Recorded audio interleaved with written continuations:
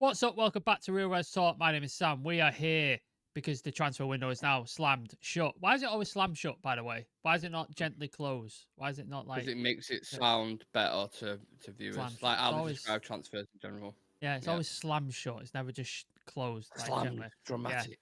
We're going to rank Manchester United's transfer window this summer. We're going to rank the ins. We're going to rank the outs. I've got joined by Shreyas, Chivy, and Nick. Nick, I won't ask you on yours because we spent all night talking about it, but Shreyas and Chivy, without getting too much into the details of certain players and stuff, how do we feel after the transfer window? I feel mostly I feel actually relieved because I think with the kind of budget we had, and in the time frame as well, in both sectors as well. If you have to look at outgoings, if you have to look at incomings as well, I think we've done the most we could. And I think after a point, people also realize that the project that we've got at United right now, it cannot be sorted within one window itself.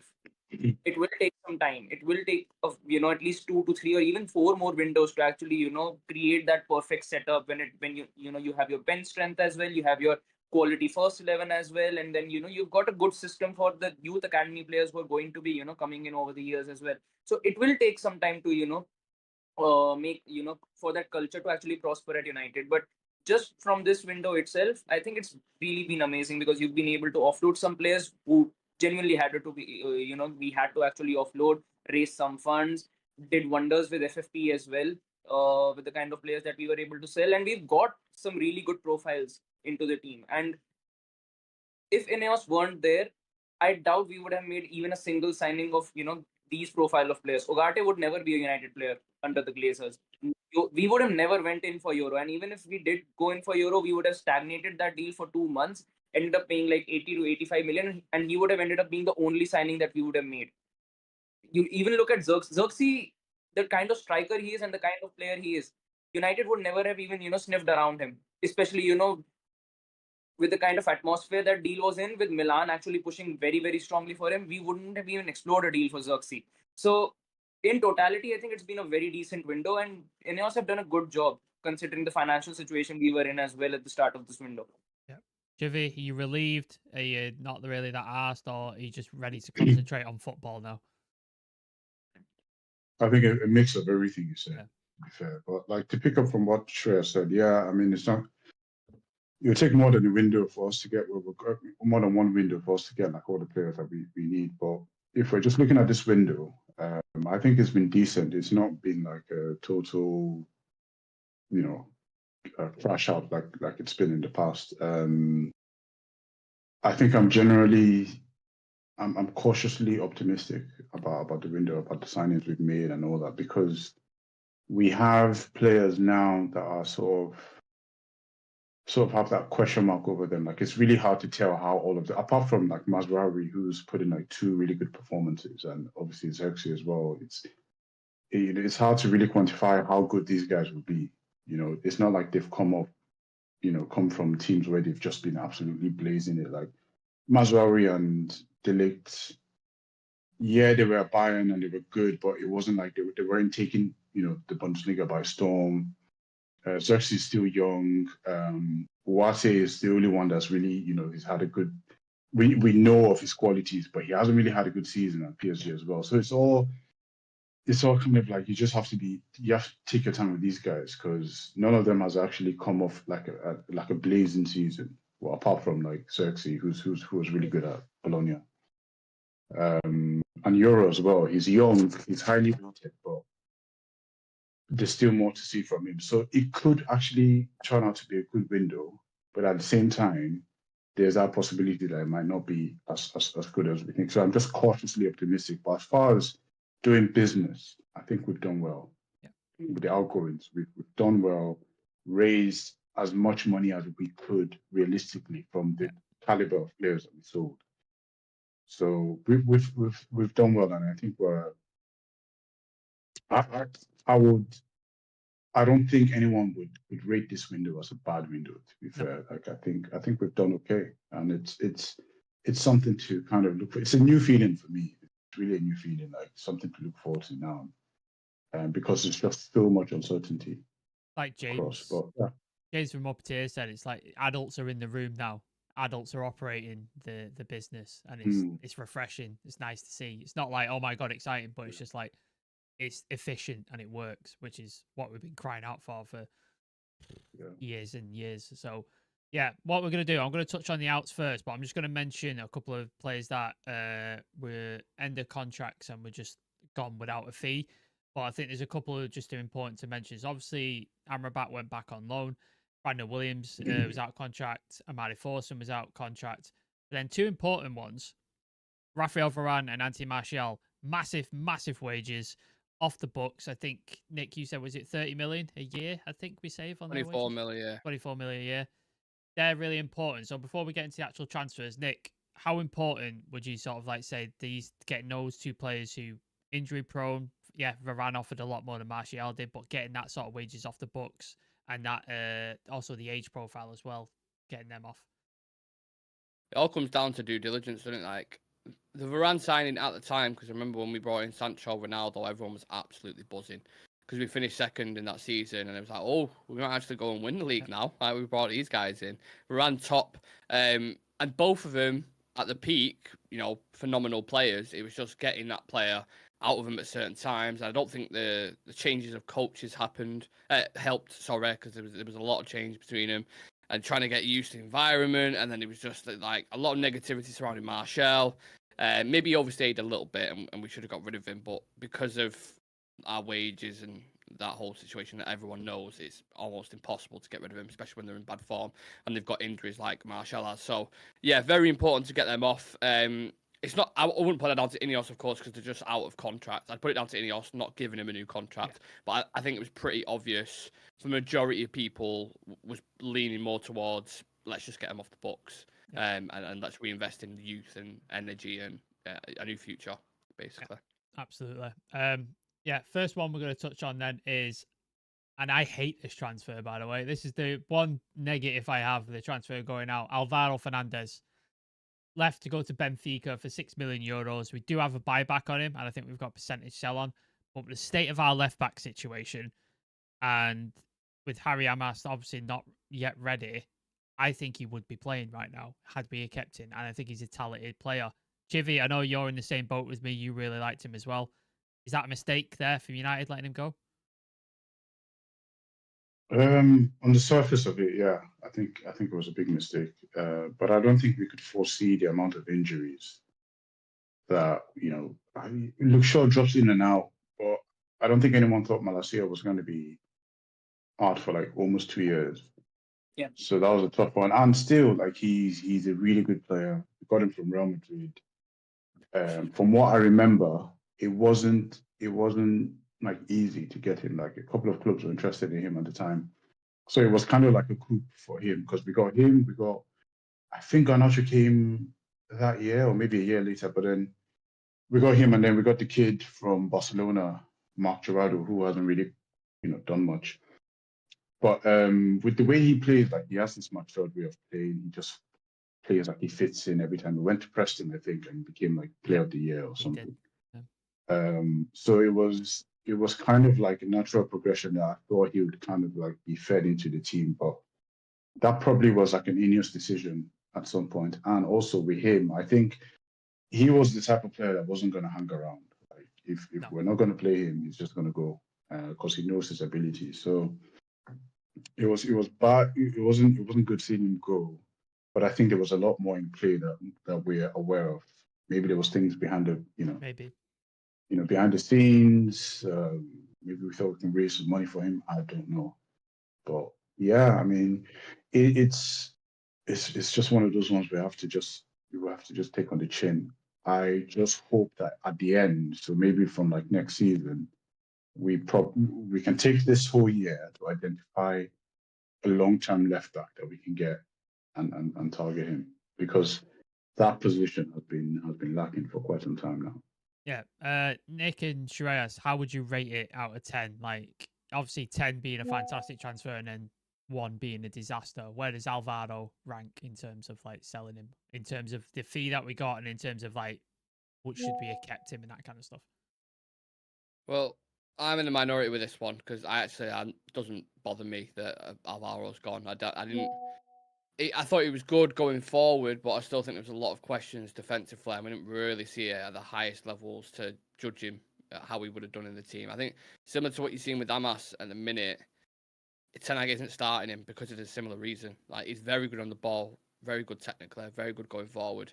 But even in pre-season, there was some lapses of concentration. I know the natural, left backs, but I don't know. I don't rate Alvaro Fernandez as highly as you guys, just on a personal note. I'll say, look, with Alvaro, the thing is, when he moved to Benfica as well, he did struggle in the first 3 to 4 games, but by the time the season actually ended, he actually showed some big sparks in their team. And this season, they're like the Benfica board and even the manager, they rate him very highly in this team. And considering the kind of player that Benfica actually lost in that left back position in Grimaldo, I think for a free as well, they wanted someone to actually come in and fill in that void, because there was a big void left in that area when Grimaldo actually left. And with the kind of setup that Benfica have actually got, they want fullbacks who are more attacking in their approach. They don't really care for the defensive potential of the fullback as much as their attacking potential, and Alvaro fits right into that sort of category. So from Benfica's perspective, it's a very good move for a very modest fee as well. And maybe in the coming 2 to 3 years, we might be seeing Alvaro actually moving for around that 60 or 65 million figure mark as well. But from United's perspective, look, it could have gone either way.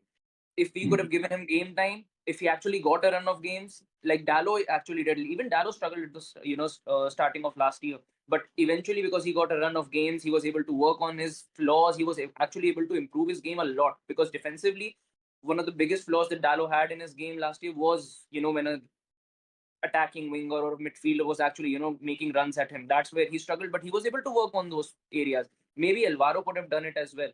So it would have been a gamble either way, but I would say, considering the type of situation that we actually ended up in last year and even this year, having a natural left back would have actually helped us rather than having no one to actually fill in that position. I want a score out of 10 from each one of you. Just a score. Nick, out of 10. 5. 5. Shreyas? 6. Civir? 5. Cool. Right, let's move on. Don't even find the bake. We'd have to spend too much time on this. Gone for 500k to Girona, but with potential for add-ons, it could be up to 10 million. I just didn't work at United, did he, Nick? I just don't think he was suited to the Prem or United.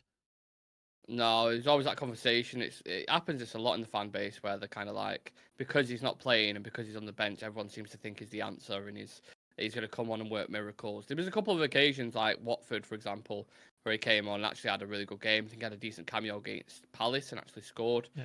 But he just never looked like he could adapt physically, could he, to the Prem? So wish him all the best. But yeah, I think the price tells you everything about that signing. That he's gone. That we've got rid of him. The price, the fact that he's gone and that we've been able to shift him. Yeah, all that sort of stuff. 6. Give it an average 6. Shreyas, just give me a score. We don't have to spend too much time on Donny. 6. Give it. Do you care? Or... No, I do. Okay. I actually have an opposing view to what Nick was saying, because I've heard this a lot where people say it's about physical. He didn't fit physically. I just think it was just the way he was being deployed. I don't think there's any player that can just physically adapt. It's probably just a style of play. He just wasn't a fit for the team. And I don't think he actually got he got given a good run of games, like, to actually showcase his ability. I think potentially it would have come good, but then it's one of those things where it's a luxury. We're trying to get back to where we were. It's hard. You can't get every single player and play him in their right position and all that kind of stuff. So it's no one's fault, really. It's just circumstantial. It's just what happened. Sometimes players just don't work. Like, it doesn't mean they're not. It just if you're not fit, you're not fit. Yeah, stylistically, if it doesn't fit, and then that's just what it is. Because he couldn't have asked for a better manager than Erik ten Hag, and then ten Hag comes in. Yeah. And I remember we were even joking about this when he came. I remember we were saying, imagine if ten Hag comes and then doesn't play him, and we're all laughing like that. And then it happened. So it's just one of those ones. But he played at the weekend. They won 4-0. They beat Osasuna 4-0. Yeah. and they had an absolute, and then he came on, played, and I was really happy for him. He had his daughter and all that kind of stuff. So at the end of the day, I mean, it's good for him. Out of 10, it's for us, it's a good thing. So I'd say, we didn't get money from it, but it's just a problem that we don't have to deal with anymore. So I'd give it a 7. Fair enough. Fair enough. Right, we're going on to Shreyas' favourite player, Facundo Pellistri, gone to Panathinaikos for €6 million, but we got 40% sell-on clause. So if he does go for big money later on, we get 40% of that. I think there's a couple of add-ons that could go up to 10 million as well. Shreyas, for me, I liked Pellistri. I liked him a lot. I think he was lacking in certain departments. I think he had a good run when he was like playing against Bayern Munich and different players, and he showed something. I just think his lack of end product, lack of finishing was there. How do you feel about his transfer? I know you were a fan of his. Look, I think he didn't need a move because with the kind of winger he is, the kind of age at that he is at as well, he deserves to play in a team where he can actually get some constant minutes in. And like you mentioned, definitely, there are areas in his game where he definitely needs to work on. And I think he could only have worked on it once, he was able to actually get minutes into his tank. And at United, it wouldn't really have happened. It wouldn't have been possible for him to, I would say even get like 30 minutes game after game after game after game. We are very saturated when it comes to, those winger departments. That's why, a lot of players in this team even struggle to this day to actually get consistent minutes in those winger positions. But for him, I'm really happy. I think he's gone, gets some minutes in, has a very good season. And like you mentioned, we've got, a 40% sell-on clause on his deal as well. I do expect him to become a very good player because I've seen some very good bits from him in the Uruguayan national team, even at United. I would say last season as well, he was able to prove much more impactful than an Anthony did whenever he was on the pitch. And one thing with him is that he's a very traditional winger. He's not your cut in and go for a short sort of a winger. He likes to, fullbacks and defenders on. He likes to take the ball wide and actually, go for crosses. So he's a very, old school sort of a winger. So there are definitely teams who do need those sort of profiles. I think that at United, that's not the sort of profile that is needed at the moment. Ten Hag needs his wingers to be direct. He wants his winger to be goal-scoring threats. He doesn't want his wingers, expand the play as much. He expects that from his fullbacks. But I just think that, this move is good for him. And there definitely is a big future ahead of him. And we've seen it a lot of times, sometimes certain players just, they are able to find their true form and, their true potential when they make the move away from United. So maybe he can fall into that sort of category. Yeah. Out of 10, Shreyas, that transfer? 7. 10 out of 10. Nick, I know you were saying about again, this was another player you said lack of physicality in the end sort of products. Happy to see him, well, not happy to see him go, but are you glad we've sort of shifted him on? I am happy to see him go, really, because if an 80 million winger that they brought in can't get fucking minutes, then Pellistri's definitely not going to get minutes. I've always been high on Ahmad anyway. I've never been under the impression personally that Pellistri's going to make his way into the first team, even when he got that kind of spell. And he was, did he start against Bayern Munich? Yeah, because I remember Ten Hag specifically saying Alphonso Davies is bad at defending, and I was like, okay, you're putting some pressure on our winger there, saying that. But yeah, it's just better. It's just better for a minute. It was an obvious one that we needed to do. And under the previous regime, we wouldn't have done it. Probably, he'd still be here. So I'd give it a 6 out of 10. He would go on loan under Ineos. He would be on loan after loan under loan under loan. It just would never end. Chivi, any thoughts on Pellistri, or just happy? Yeah, I'll give it a 7. It's a good one for us and for him as well, because I think he'll be quite relieved. He's very highly rated in Uruguay. Yeah. He always makes the national team. And I agree with Shreyas. I think he's just in the wrong generation, to be fair. He looks like a player that could have been good in like 2001. Like Giggs, Kanchelskis type player, isn't he? Is that yeah. I'm still confused with him. Like, is he a striker or a winger? Like, I think he was naturally a striker, but then just became a winger out of necessity. Like, I really don't know. But 7 for me. I think good for both parties. Yeah. Moving on. Hannibal Mejbri has gone to Burnley for €6.4 million. Could rise up to like 9.4. 10. Nick, is it 10? Is it 10 now? I was just taking okay. this, but it's. All right, go for it. Well. Yeah, go talk, Nick. Talk to me. Yeah, I'm not like I've got anything against the kid. I've just Another one who've never ever rated. I didn't understand the hype around him. Thought he worked hard, a little bit of a passion merchant. I just never thought United was ever his level, and he'll probably go down to Burnley. Probably be a good squad player for them, but was never going to succeed at United in my opinion. So to get him off the books and to get the fee that we got for him is an 8 out of 10. 8 10. Jivy, happy with that? Happy with that deal? Yeah. Same. I was quite disappointed with how it worked out because when we bought Mabry, it was us. We got him from PSG. It was us. It was Madrid. There were some teams that were in for him. I thought, this is cool. Yeah, and then it just turned out to be. I was like, what's up with this guy? Like it didn't turn out to be anything. I remember in the youth teams, like he played really well. Him and Ahmad built a connection within the year, but it just never really translated in the first team. And I'm just happy that that chapter's over. Really. Shreyas? Yeah, I think I'm with Nick on the 10 because I just, to this date, I just don't understand what his best position actually is. Is he an 8? Is he a 10? Is he actually a wing?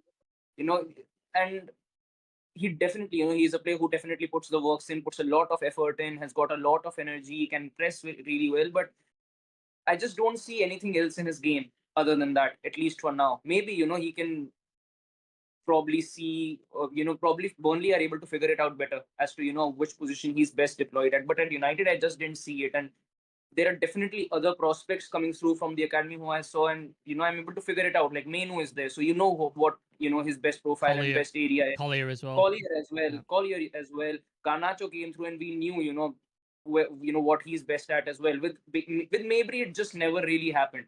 Yeah. And other players in the same time frame came through and were able to actually make a place for themselves in this team. Even Kamwala, when he came in, looked absolutely solid, did really well whenever he got minutes in. So in comparison to all these players, Mabry was just never really able to leave his mark.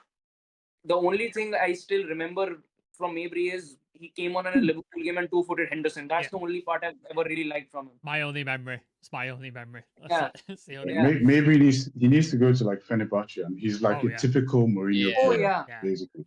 If he went to Fenerbahce, he'd become amazing. Like Mourinho, just put the battery in his back and just. I'm gonna go to the comments just because there's a bunch of them. Random guys dropped a super chat. Thank you very much. Random guy said playing some basketball right now. Wish you all the best. Random guy showing up every single time. What a legend. So I'm gonna scroll to the top. All up to Ten Hag now. He's got his players back by Ineos. We can really see if he's the right man for the job. Dan Fenton, hope you're good, lads. Yes, we are, mate. Thank you very much. Would have liked one more midfielder or an 8 because we've got Mainu and Eriksen, but it's past now. I would have liked Fofana or Rabiot on cheap wages. 10 out of 10 window. I don't know what people were expecting, but I didn't think we'd do this well. High praise. Full house today. Yeah, absolutely, mate. We always get people in on a weekend and people free. Smash like, subscribe, turn on notifications. Absolutely elite baller. Thank you very much. Glazers would have definitely given Varane a new deal, and then Yoro goes to Madrid. Yeah, I could definitely see that. Definitely see that happening. Alvaro got under 18 award presented to him at Old Trafford at halftime of the game I was at. Oh, amazing. Yeah, I rate Alvaro quite highly. There's a lot of sort of chatting Alvaro there. Palestri, I did like him, but unfortunately not everyone works. Us, he will do the best. Good luck to him.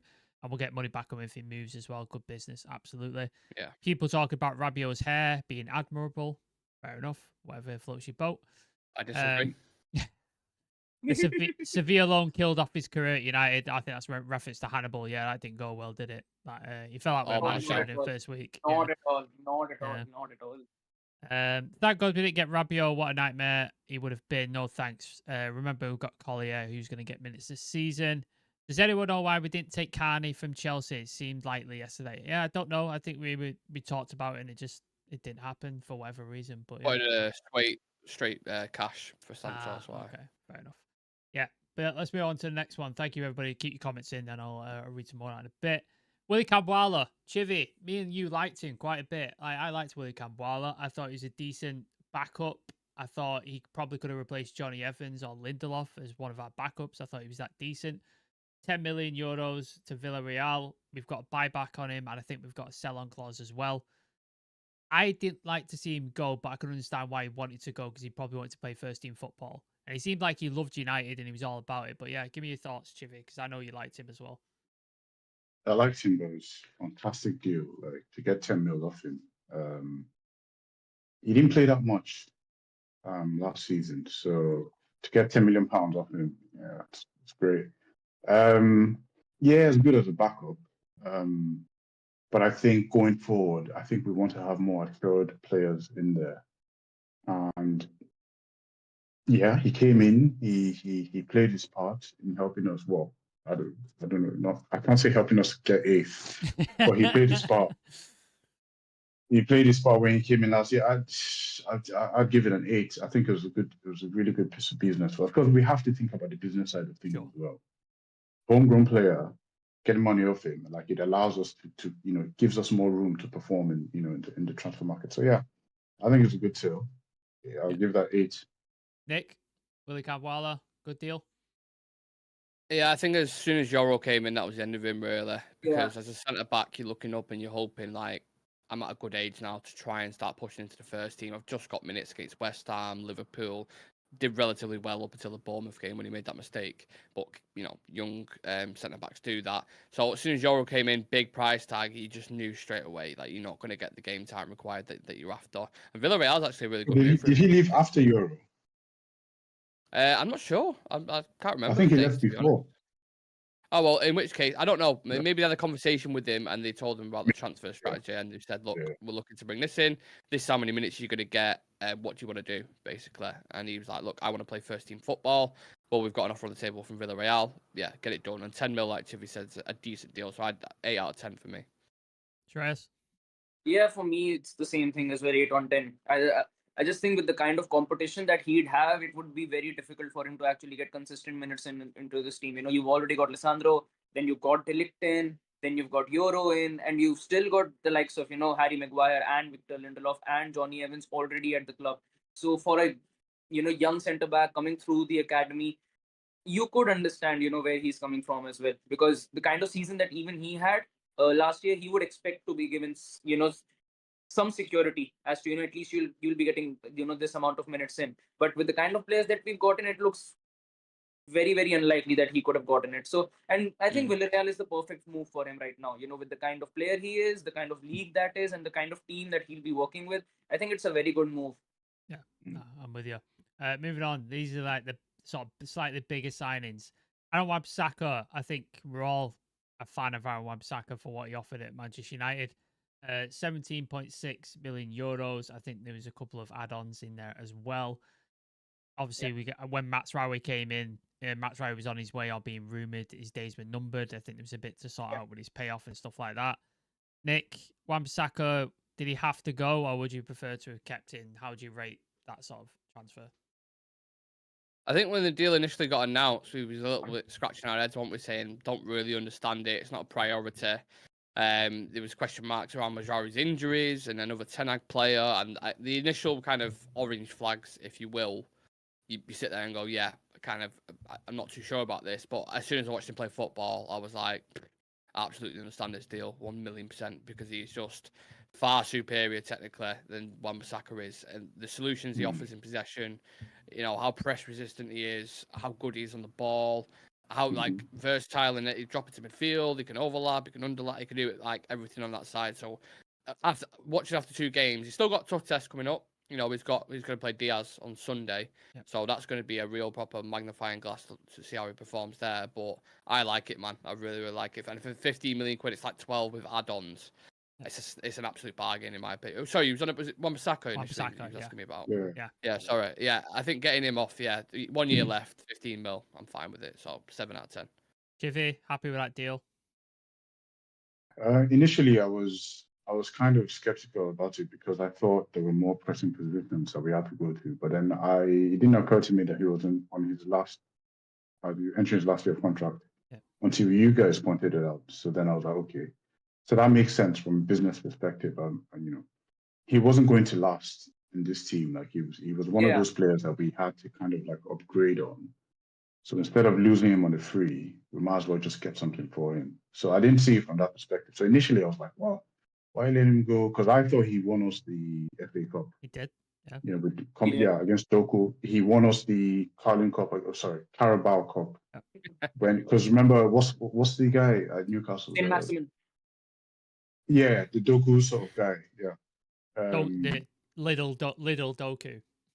Yeah. Yeah, the other one. Yeah. So yeah, his performances against both of them in both finals were really, really key.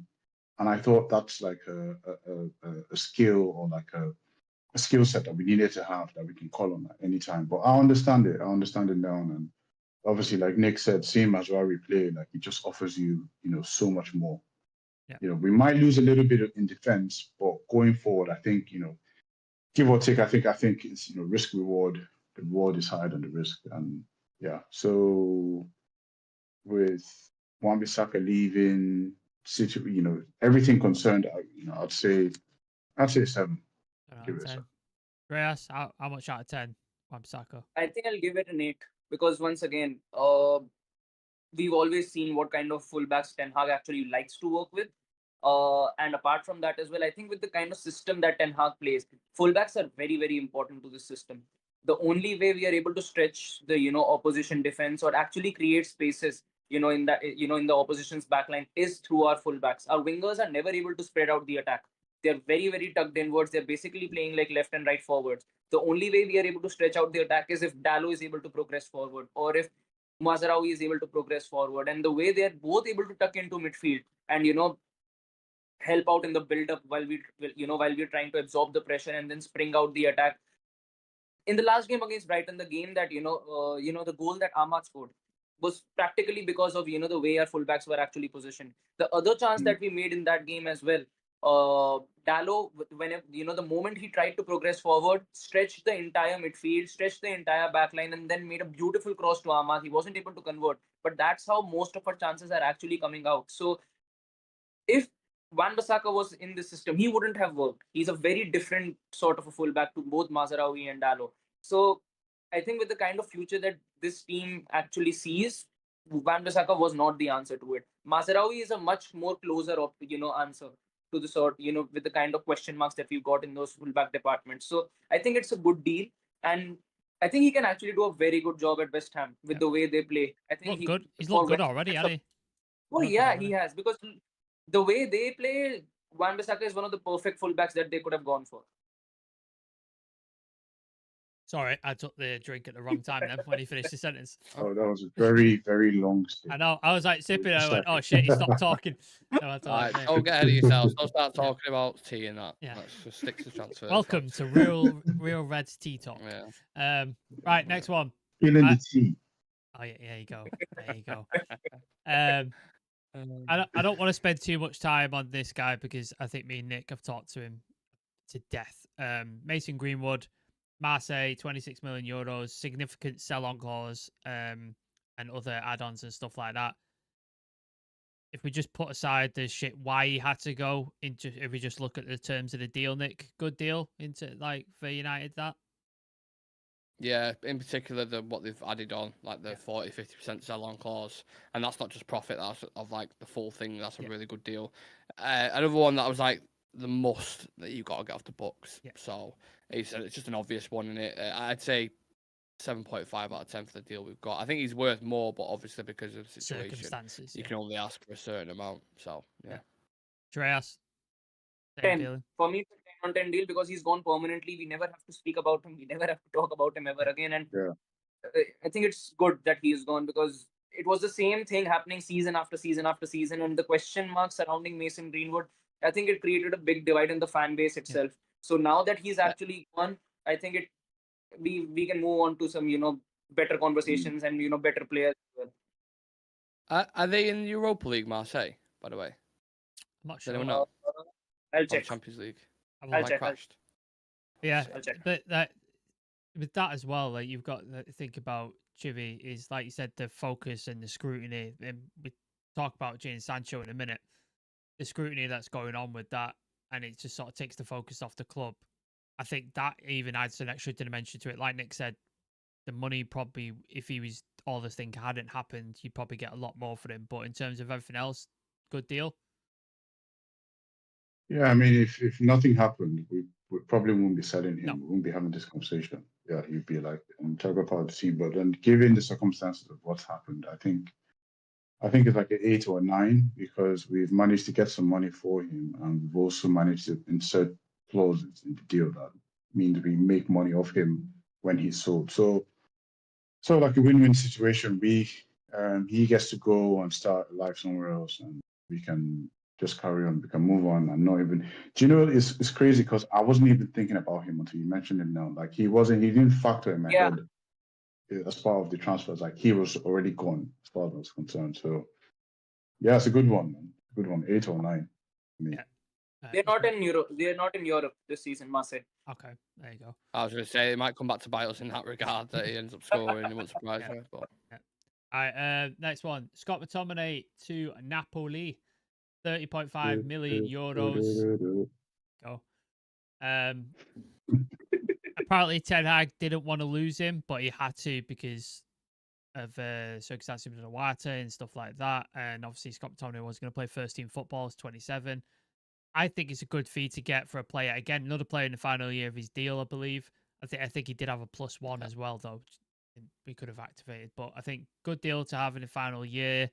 Guy giving everything for this club, but I just think quality-wise was lacking what we needed in a midfield area. Like Chivy says, if you're willing to sit on the bench and just come on and score a goal, don't have an issue with that. But in everything else, I think it's a good sale to have. Nick, right out of 10 this deal. How are you feeling?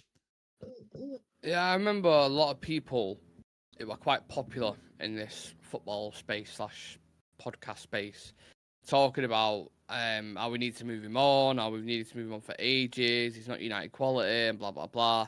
And then when we do move him on and get like 30 million euros, whatever it is, for like a guy with a year left on his deal, they're all the same people are moaning. I'm like, what are you talking about? This is what everyone, like, I get it, academy player, the sentimental value, sorry, in it. I understand those kind of things. But he was fantastic off the bench. But if you're looking for minutes, if he knows, let's say he's going to start for Napoli, I don't know if he is or not, you can't blame a man wanting to go to Napoli, and you can't blame the club for selling him if they wanted Duarte. So Arsenal just scored, by the way. That's something to cheer you up, Chiver, if you want that. But, Who scored? Yeah. Havertz. Who scored? Havertz. Of course, Havertz scored. Assist? I didn't see it. I'll let you know when it plays back. But yeah, sorry to just hear it from. Yeah, he just lobbed the goalie as well, hasn't he? Like the goalie's come off his line and he's just dinked it over him. Yeah. Probably Odegaard or Saka got the assist, I'm guessing. Yeah. I hope it's Saka. Yeah, Shreyas, Scott McTominay, talk to me. Yeah, look, I think it's the same argument to be done as Aaron Wan-Bissaka's. Look, he's been a very good servant. Never a doubt about his commitment or effort. He definitely had the United DNA in him. It was just that, he didn't have the quality to match like Kobe Minu does, like Bruno does, and some of the other players in this team do. But I just think, the sentiment surrounding Scott McTominay is a bit more stronger because, of course, he's an academy player. He's been at the club for ages, and he's had some very big moments in his United career. He's scored some very, very important and some very iconic goals, I would say, as well. His halfway line goal against City in the derby just before COVID hit. Last year as well, chipping in with 10 goals, scoring against Liverpool in the FA Cup quarters. And he rescued us some very, very valuable points last year. So I think probably I would have liked to, keep hold of him this season of just as a bench player, but as like you mentioned as well, as a starting option, as someone to, play alongside probably Menu and Bruno in that midfield, he wouldn't have worked out. So every single game that we even brought him on, we brought him on with the intent of, maybe he gets us an equalizer or a late winner. That's the only, thing that McTominay brought to this team. The only thing is, who will be able to, replace those 10 goals in this team? That's a question mark. But apart from that, I think it's a good deal. And the kind of money that we've made from him, I thought that, with the way things were going, we probably would have taken 20 or 25 because 30 was sort of a big problem issue for clubs like West Ham and some other clubs that were interested in him as well. But, I wish him the best at Napoli. And I think, who knows, maybe he kills it at Napoli. With the kind of league that he is in, he probably will have a very good time at Napoli. So, yeah, it's a question mark, but I wish him the best. Are you feeling the same, Chivy, or would you have preferred to have kept him? I would have preferred to have kept him, but I think we sold him just so that we could fund the Duarte deal. Yeah. Mm-hmm. And then if that was the reason, then I'm happy to let him go. But I would have kept him because he brings a completely different dynamic when he comes on and is trying to score. And he just has a sense for goals. He's just one of those players that he's always there or thereabouts whenever we need him to score. So it's one of them ones where we could have brought him in, and but then because we had to bring Owate in, the deal had to go through, and so I get it, but he's one of the few players where I still have like the sort of, even though I'm not one of those types, but I still have this sort of the Man United sentiment sort of thing. Like, Yeah. I would have kept him if we could, but then because given circumstances, it goes. And to get, was it 30 million? 30 million. 30 million euros. That's so a really good deal. 25 million pound plus 5 million in add-ons. Scott McTominay, 27. I think that's a decent amount of money to get for him. So yeah, I'll give it a 7. Moving on, final outgoing, Jadon Sancho. I think he's on a loan. I don't know if there is a loan fee. I've seen numbers dotted about, but nothing legitimate. Obligation to buy for, I believe it was 25 million. Nick, another one, boy. You're glad he's off the books? Yeah, you just got to say haven't you? I haven't got too much to further develop on that. It's same theme with a lot of these players that have gone. I'm happy they're off the books. It wouldn't have happened previously, and we can finally move on. And just shortening the squad in general, you look at the problem Chelsea having at the minute, like 48 players, how many fucking, it's just ridiculous, isn't it? So I know you do need probably a deep squad this season because of injuries and, survival of the fittest and extra, fixtures in the European competitions. But yeah, just happy with it. So 7 out of 10. Chivy, happy with it? What do you think? What are you reckoning? I know you've got sort of slightly different sort of stuff on Sancho than we have. Yeah, I mean, at this point, it was no going back already. Like, it's clear that the manager didn't have any plans for him, so he had to go. I just think if we didn't need to sell him, and just for squad depth, right? I think we could have kept him at least one more season if we didn't need to sell him. But then I think I got into the point where it was one of those ones where it just had to happen. I would have preferred it if we sold him for cash or for money. Yeah.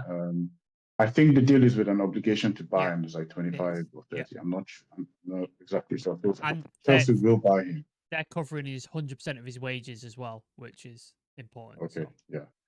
So from that perspective, yeah, it's good. But then from the perspective of just like having enough depth in the team, because if we lose Ahmad, which I'm sure we will at some point, like to injury, then we've got Anthony or Garnacho.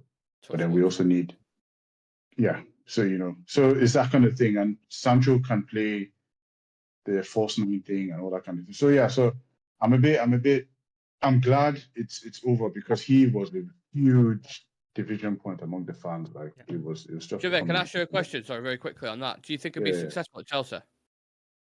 I think he'll be better at Chelsea than he was at Man United. He probably won't be as the Jadon Sancho we knew from Dortmund, but I think with just the style of play, I think Maresca comes from that Pep sort of thing where the small spaces, the combination passes sort of thing. It's not like a transitional style of football that we play, where you're just like, sometimes you might find yourself isolated. Positional play in it with Maresca. Exactly, yeah. So he might do better at like Chelsea or maybe at City. He probably won't be as good at maybe like a Liverpool or a Newcastle. Like he probably have the same sort of struggles. So so yeah, I think he'll be better at Chelsea, but he won't like light it up as everyone expects. But yeah, just to cover it up, I think I'm glad it's gone. That's another thing that I just hate all these divisions. There's this sort of civil war within the fan base, and he's one of the main lightning rods within the fan base. So now he's gone, we don't have to worry about that. And now Ten Hag really has to. This is the season where he has to prove his worth because there's no more excuses. You've got Sancho's gone. I just had this guy in front. Sanchez. Who else is left? You'll get it. You'll get it. Don't worry. We'll wait. Cool. We'll wait. Yeah, worry about it. I'm not going to give you any help on this one. No, at all. My brain is completely. Let's sit and watch Chivy struggle through his mind. Put the kettle on. Yeah. Sancho's gone. Who else is left? Martial's gone. There you go. McTominay is gone. So it's like Ten Hag really has to come out and do it this time now, because we're running, there's no excuses. The only scapegoat left now is Marcus Rashford. Oh, and Casemiro. Yeah, those two scapegoats are there. So it's up to him now. Like he's getting more and more of his players in, so he really has to pull it out this season. And yeah, we'll just have to wait and see what happens. But yeah. Very quickly, Shreyas, on Sancho, and then we can move on to incomings. Yeah, I think Sancho, it's a good deal. Like you mentioned, 100% of his salary is covered. So that's a very, very big plus for us. Apart from that, the obligation that is present is very, very easy to achieve. So it is pretty much a guarantee that he'll be a Chelsea player next season. And yeah, I think he'll probably be a better player, in that Chelsea team. The only thing is, I just don't know how many minutes, once again, he'll be getting at Chelsea with the amount of players that they have signed, with the amount of players that they've got in that team. I just don't know how Maresca is going to be, dividing minutes between those players, because I don't know, they've probably got like 10 to 15 attackers in that team already. Yep. So they have 6 goalkeepers. Yeah, they have 6 goalkeepers on top of that. So 1, 2, 3, 4, 5, 6. They're expecting a zombie apocalypse at this rate with what's going on, surely, or some kind of pandemic that we don't know about. Mental. They have 6 goalkeepers. 6 goalkeepers. And they signed more keepers this window. Like, who was the 6th keeper that signed? And what was he thinking when he was signing? And every single one of them that they've signed, the tagline is always, he's the next big thing. He's the next What big was he thing. thinking He's the next big when thing. he asked his agent saying, like, oh yeah, they've got 5 others. He probably just went, how much a week? And they were like, this. It was like, 6. I'll go there for a shit ton of money and do nothing. You might be sat on the side. Yeah, that's fine. That's what I'm expecting, mate. Yeah, that's fine. He probably won't make the bench in like 2 No, months. exactly. Yeah. He just trains every day, gets paid, fucks off home. Fantastic. Nick, Right. what happened? What happened, Nick? No, sorry, Mitoma just absolutely skinned Saka and nutmegged him. So it got, that reaction that gets that, you go, oh. Yeah, I saw that. I was like, Yeah. ooh, something nasty happened. Sorry, I just took over someone's comment. Someone was talking when I interrupted. It's all I'm good. sorry. We'll move on to incomings. Nick, Yeah. you touched on Nusam Mazraoui earlier, so we don't need to sort of go over this and stuff, but 15 million euros, I think, was added for. Quality signing, right? Has to be. Mustard. I like him. Surprised me. How good he's been so far. Yeah, I don't want to get ahead of myself because, like I said before, he's got tougher tests coming up defensively, but on the ball going forward, really, really like him. Both-footed, exactly what we need. And for that price, if he stays fit by some miracle, because he has had injury issues, I'll be happy, very happy. So, Out of 10? Good business. 8.5 out of 10. 5 out of 10. Chivi, out of 10. Nusam Mazraoui, Agreed. Yeah, same. 8.5. Chris? Same. Cool. Move on. Next one. Matthias de Ligt took a while to get over the line. There was back and forth for Bayern, but he's in now. He's played a couple of minutes. We've not really seen much of him yet. 45 million euros. I think there was another add-on there as well. Chivi, how are you feeling about the de Ligt deal? I'll give it a 6 for now because we just can't tell what version of de Ligt we're going to get. Are we going to get the Ajax version? We're going to get, so it's just hard to tell. But it's a good deal. He has a lot to prove. I've seen him in some of the training videos. He seems very aware of himself, assured of himself. He doesn't look phased out. Sorry? Very vocal as well in that backline. Yeah, he's vocal. Yeah, I saw his first training session. He was already like, yeah, ball, like, So yeah, but I would say 6 because it's better than average. And there's a potential that this could actually turn out to be something good. So I'll give it a 6. How are we feeling, Shreyas, with a de Ligt deal? I feel quite positive, and for now, like you mentioned as well, we barely seen enough of him. Maybe tomorrow in the Liverpool game he starts, maybe he doesn't. But I just know that if this deal works out, if it works out for de Ligt, we've got a very serious centre back for probably the next 6 to 7 years. So for now, I'm going to stick with 6.5. But I just know that if the moment it clicks with de Ligt, we've got a very serious partnership with him and Lissandro in that back line. Yeah. Let's move on to Joshua Zirkzee. Nick, you've covered him in like great detail and a couple of videos and stuff. £36 million, I believe we got him for. We paid a little bit more than the release clause to structure the payment terms. How are we feeling about it? I'm really unsure with Joshua Zirkzee. I like him as a player, but I don't know what we're going to get with him. How are you feeling? I like Delit, by the way, just to throw it out there, just Yeah. to put me 2 pence. On Xerxes, it's weird because I've done quite a bit of extensive research. So I watched a lot of clips of him at Bologna when I was doing my videos and stuff. I looked into, so I kind of knew what to expect from him as a player coming in. I just didn't know how it would look in a United system. But I think the 2 cameos that he's got, obviously scored in his debut, can't ask for more than that. It's just a different kind of player. And I know we keep referencing like they wouldn't have signed him under the previous regime and blah blah blah. I actually don't think with Xerxes, I think it's a unique one. I don't think he's going to be a barn burner of a signing where he goes and scores 15, 20 goals and everyone's raving about how prolific he is and stuff. But I think he's going to be a key kind of integral cog in certain games. I even think like Liverpool, for example, we played him on Sunday. Having him in that false 9 dropping in, and because he's got the ability to play wingers in behind, I think you're going to see a lot of that like Firmino did for Liverpool, ironically. Yeah. So I think it's a good signing. I won't go, screaming from the hills about it. You had other teams interested. AC Milan, Arsenal was looking at him as well. So he's clearly got the profile and ability. I'd give it 7.5, I think. Jimmy, what do you think on Xerxes? Yeah, I'll give it 7.5 as well because we haven't seen enough, but I'm super excited about him. Like, he's one of like my ideal type of striker. Idols then, like steady off. No, ideal. But no. I'm really happy. It's just something different. Like he offers completely, something really different and allows us to play 2 different styles of, systems. Yeah. So brings players in. He can play with his back to goal. It's big, it's physical, that sort of thing. He's half Nigerian as well. I just need to point that out. Every time there's a Nigerian sort of relation, Jimmy's like, Nigerian, by the way. Nigerian. Sorry. Yeah. So yeah, it's one of them ones where I'm really, really excited about it, but I'm also very cautious about it as well. Like I agree with Nick. I don't think we're going to see like 20, 25 goals. If we do, I'll be super happy.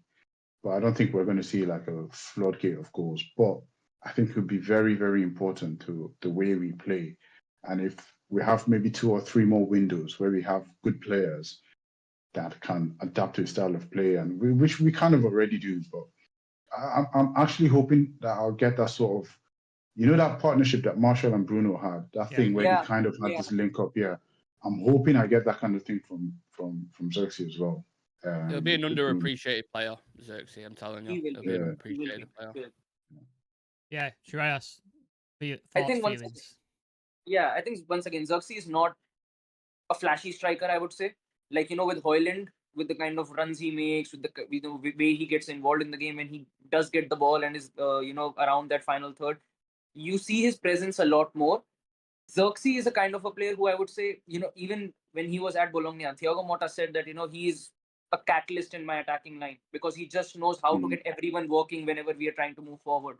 So as a team player, he'll be very, very important, especially. And I think this team actually needed this sort of a player who is able to, provide that extra idea, I would say, in that final third, because we've struggled a lot when it comes to finishing off our chances. Creating chances, we've still been way, way better than we've ever been under Ten Hag, I would say. But when it comes to, being clinical enough to, capitalize on those opportunities, I think that's where having a player like Xerxes is very, very important because I think he will help out Rashford a lot. Like we mentioned, Bruno will have a good time with Xerxes. I think Rashford will actually have a good time with Xerxes as well because he just knows how to click with, direct wingers. So for me, it's a 7 on 10 signing for sure. And like Chivi mentioned as well, he's a very different profile to Højlund. If you want to switch up in between a game, if something's not working, he can come on. He can play as a 10 as well. He can play off the wings. He can play off as a striker. And like Ten Hag mentioned during preseason as well, he sees Xerxes and Højlund playing together in games as well. So how will that work? It's very exciting to see because the kind of options that you got with Xerxes, it's immense. So having that sort of unpredictability, especially in the Premier League, it's going to help us out a lot. Yeah. Next one, we've got one more after this, so let's rattle through these. Lenny Yoro, Nick, generational talent. Paid a bit more money for him, stole him away from Real Madrid, which I think deserves a point on its own. Yeah. How are we feeling about? Obviously, we haven't seen him yet, bar a couple of preseason sort of opportunities. I think it's the best out of the 5. It's the best one for me personally. I'm really excited about Yoro being in the team, even more so than Delit being in the team. I think his ceiling is absolutely massive. And people will go on about the price, rival fans, of course, as always. And maybe they did pay over the odds, but we all knew the circumstance when Madrid was sniffing about. And it's actually smart going in by Ineos and saying, we'll give you this money right now, but you have to make the decision within the next week, or we're going to move on. And Leo kind of panicked a little bit, and he was like, Lenny, you've got an offer here. Do you want to, you want to go? Because what they probably said to him is like, look, by the time your contract finishes, you're going to be 23, 24 anyway. So you could still make that dream move to Real Madrid. We would have just got 5 years out of you and probably made 50 to 100 million quid on him. So phenomenal deal. Did not expect that to happen. And I was consistent on that when the news was, I was like, it's never, ever going to happen. We're not going to do it. So that's the one that surprised me the most. And that's the one that I'm excited about the most. So that's a 9 out of 10 for me. 10. Chivi, how are we feeling on Yoro? Are you excited as well? Yeah, I'm actually excited from everything I've heard about him. Like I really don't know too much about him before any of this. But from what everyone says, he's really good. I saw him in the preseason games. He looks decent as well. And I think it was a good, like Nick just touched on the strategies that we use. I think it was really good. And also, I think Leo also wanted that to happen because he would have gone to Real Madrid on the free. Yeah. But then they wouldn't have been able to recoup anything because Madrid are offering that peanuts, and they were like, we'll just wait. And I think we just took our chance and went for it. Yeah, it happened, and I'm actually quite excited to see what he has to offer. And it's never a good thing having an injury, but then just him being away from the spotlight for a bit and then letting other things, like letting the team just settle, and then him coming in later, it might actually end up being a good thing. Because remember, something happened to Kobe last season. Yeah. Where he gets injured against Real Madrid, I think it was. In preseason, yeah. Yeah, then he slowly just gets integrated in. So it kind of takes the scrutiny away and allows him to just kind of come in. So yeah, I think it's an 8 for me, this one. Yes. Same. Yeah, look, I'm same pretty much because he's a dominatrix in the box. And I think he's a what? Dominatrix in the box. Okay. Whenever if you look at how. Are you sure you're using that in the right context? Are you sure do you know what a dominatrix is? By the way, I'll explain. Let me explain. No. Shreyas. We understand clearly what you're trying to say. I don't think you're using the term. The term. Yeah. Do you know what a dominatrix is? Give me a shot. I'll try. Dominatrix. Can we? No. Do you know what he is? Okay. He doesn't know what. Yeah. Right, okay. Okay. Look, during Ten Hag's first season, like the first season in Ten Hag was in, we had Lisandro and Varane at that backline pairing. You broke Jimmy. All I can imagine now is Lenny Yoro in a gimp suit at the back. That's all. No. So he's the opposite. If he's a dominatrix, he's the one who's got somebody next to him in a gimp suit whipping him. Right. Okay. So Maguire. No. He's the whipper. Yeah, that's what I'm saying. He's the one who's got somebody in a suit and he's hitting him. He's the dominator. Oh yeah. Oh yeah. So he's like the boss at the back line. Yeah, he's the dominatrix. Yes, I understand your analogy. You're thinking, above everyone else here. The depth of the analogy is actually really good. He's the boss at the back. Yeah, I can see it. I didn't expect to hear the word dominatrix come out in this thing today. No, that's the beauty of football analysis. That was not a word I expected to hear, but yeah. Carry on, Shreyas, and then we'll move on to Manuel. And I would say in the first season that Lisandro and Varane, we had them for the dominant part of that season, and we saw that the way Varane complemented. Every time you say dominant, I'm sorry. You can't say that word. I never do this. I never do this. Can you just say you're happy with Lenny Yoro and we can go to the next one? Because I don't think we're ever going to get through this bit unless we do it. I'm sorry. We're going to have to just shift through this. Out of 10. Shreyas, out of 10. Give me out of 10. 9 or 10. 9 out of 10. Thank Sweet. you. Oh, our defense is going to be formidable. Like to have a butcher and a dominatrix like next to each Yeah. other. It's gonna be an amazing. One's got a Yeah. whip, one's got a fucking butcher's cleaver in his hand. It's Fucking Yeah. butcher, yay, bro! Telling you. Yeah. Keep an eye out for the graphics. Yeah. I was going to say that. I'm not doing it. We're Yeah. getting banned off YouTube if I do that Yeah. graphic. Absolutely banned off YouTube. Be all right. Right, final signing. Jesus Christ. Manuel Ugarte, 50 million euros, 42 million pounds, I think, with a couple of add-ons. Nick, you were extremely excited about this signing. It dragged on a little bit. How are we feeling now? You said Gladiolo is your favourite. Is he a close second, Manuel Ugarte? Absolutely, he is. Sorry, I was just reading a comment then in the chat. What they 50 said. Shades of Oh shit! I Defending. forgot about the comments. Oh shit! I forgot about the comments. 50 Shades of Defending. Shreyas in 4D thinking it's a D out of 10. I was still accurate. I've got one here. Here's another Oh good my one. God. A dominatrix in a bot Oh. learned everything he knows from Chivy's BDSM school for suckers for control. Who's that? Who said that? Sean.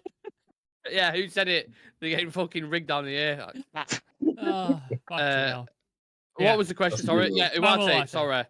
Yeah. Awesome. So what we're gonna have is we're gonna have someone who eats up the ground in the midfield. We're gonna have a butcher, and the next one. So that triangle, that pyramid of the three players at the back are gonna be absolute killers in the thing. So I'm happy Yeah. about that. We discussed it extensively last night, Sam. I think it's a fantastic signing. There are still some concerns with him. Again, it's not going to be all rosy and happy days. There are still certain things he's not amazing back. Jesus, come on, that's a tap in. That's such a tap in saying Jim after roll. Oh my god, you can't take this serious anymore. Honestly, My brain, Jim, my brain, no. my brain was just like, don't say it, don't say it, don't say it. And then my No. mouth just went and said it anyway. Rosie and Jim. That is for anyone who's under 25, by the way. No one will get that reference. Not one person. My God. Oh, Yeah, Ugarte, tops. He's the one behind your role. yes. I'll leave it at that for me. What did you say? Because, 8 out of 10. 8 out of 10. 8 out of 10. Chivy, There we go. Ugarte, what we Yeah, say? 8 out of 10. If he's anything, if he's everything that he's been made out to be, I think we've got a really good signing on our hands. And I think having him in that midfield makes the defense. I think our central defenders are just like, oh, thank God. Yeah. Just happy. Praise the Like, Lord. yes, And we me, can- and me. yeah, we can, Menu as yeah. and Manu as well. Everyone can just be like, oh, we can just, it's they get a little bit more protection. They don't have to do as much. Nick's been broken again. Oh, sorry. I'm going to mute my mic. Fucking hell. Yeah, There's that the sort of thing. But yeah, Chivy, if there's anything, Chivy. and then the combination.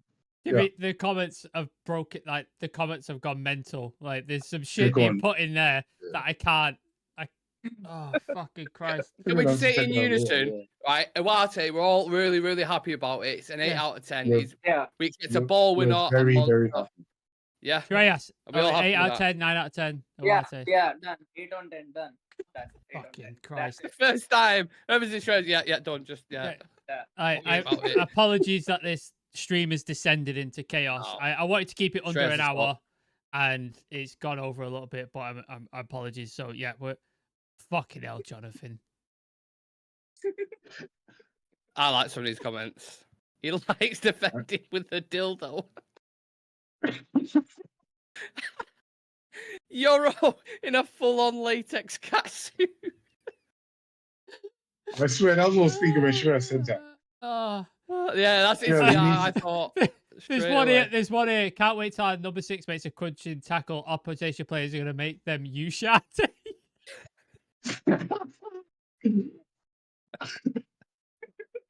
Oh, wow! You can always rely on the community, can't you? Jesus Christ! man. Fucking god, that is unbelievable. Oh Jesus Christ! His high heels Elite giving him a baller height said, advantage. You know I'm clipping the dominatrix part. Yeah, we're getting clipped, man. He's damn right. That's getting clipped. 200%. That's getting clipped. Right, let's wrap please. this up. Jesus Christ. I wanted to touch on the 3 youth players that were brought in Sekou Kone, Samuel Lassalle, and Chido Obi Martin, but we haven't got time for that. So we'll do Martin that in another video. Shrews. Leave Yeah. it at that. Smart and Yeah. shrewd. Really good. But yeah, thank you lads for joining us. Overall, transfer window out of 10. What are we giving it? 8. 8. Jimmy? I go 7. 7. I knew he was going to say 7 then. I knew it. Just to be different. Just to be different. I knew it even before he asked. I knew he was going to say Yeah. 7. In his head, in his head, he was calm like, down. whatever they're going for, I'm going one below it. Yeah. Like, whatever they're One going to less. say. Yeah, Yeah. one less. But yeah, let us know in the chat what your sort of rating is and how you would give it out of the out of 10. And then we'll see you guys tomorrow or later tonight if something breaks. Liverpool stuff tomorrow. Preview. No, not preview. What am I talking about? Pre-match, watch along, post-match review, all that good stuff. Nick, anything else I'm missing? I need to tell them about. No, excited for the watch along tomorrow. Very, very excited. Obviously, United versus Liverpool, biggest game of the Premier League calendar. So make sure you come and join me. Please do. Need as many of you as you can. As much support and positivity heading into that blockbuster of a fixture. Always excited for the review as well. And if we could squeeze a Sunday social in, we will. But it's going to be busy on the channel, so let's keep an eye out for it. To just Grayo has got a chant for Uwate. He's got it to that song. Anything you want, Uwate. Anything you need. Uwate. There's another chant. Oh, no. Yeah. Uwate. Yeah. There's a few you could do. Yeah. There you What was go. yours last night? You gotta fight You're for right. your right. To Uwate. Yeah. That's the best one so far. Yeah. Someone needs to Oh, talk yeah, about. that's going to be mad. Old Trafford go crazy. Right? You That's gotta two. fight Yeah. for your right. Oh, you're Yeah. right. There you go. Yeah. Okay. Thank you, lads, for joining us. Thank you, everybody in the chat for Jonathan Ball, a dominating 8 out of 10. There you go. That's the line to end it on. Thank you. Dominating out of So 10 many transfer puns. window. Yeah. Yeah. Latex Thank you. Euro. There you go. Thank you, everybody, for joining us. We'll speak to you tomorrow.